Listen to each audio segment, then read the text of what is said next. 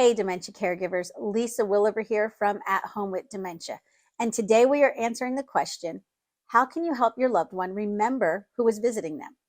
Now, if you're caring for a loved one with mild to moderate dementia, you will find as dementia progresses, they will forget things like names and faces, and they will forget more frequently, and they will repeatedly ask who people are or what they're doing there, how they know them. That's all part of dementia.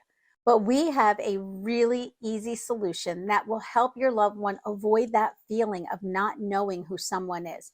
Because for your loved one, that alone can be very upsetting when they realize they should know someone, but they just can't figure out what their name is. So if you go to an office supply store or order from Amazon, you can get them almost anywhere.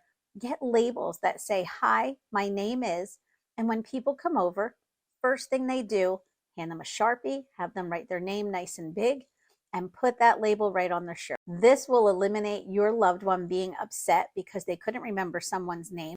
And during the course of the visit, your loved one can just find the answer themselves by looking at their shirt.